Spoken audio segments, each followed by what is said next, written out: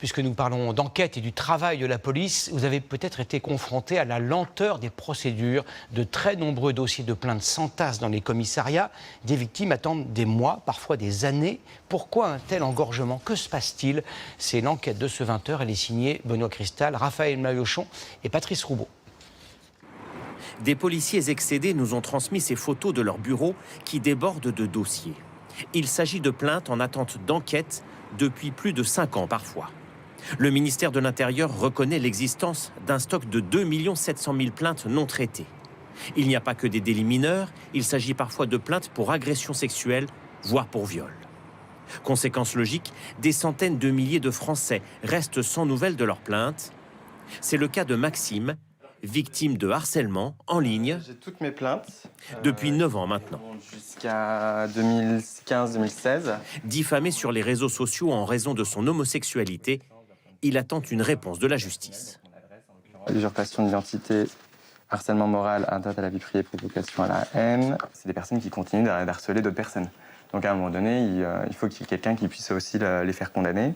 Et pourtant, sur les 8 plaintes qu'il a déposées, seules 2 font l'objet d'une enquête.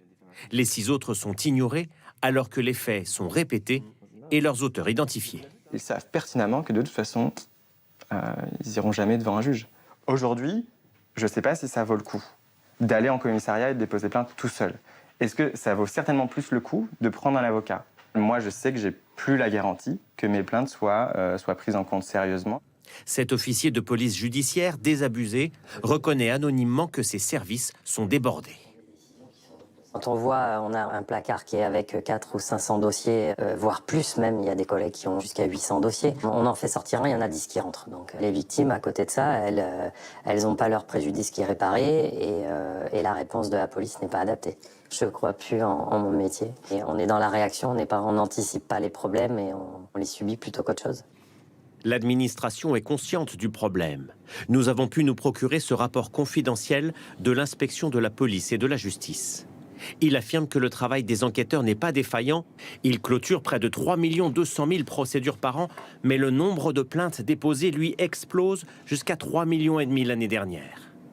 Logiquement, ce rapport propose d'augmenter les effectifs d'enquête de 10%, mais aussi de modifier la prise en compte des plaintes pour vol, dégradation sans gravité et arnaque sur Internet, afin d'alléger la charge des enquêteurs.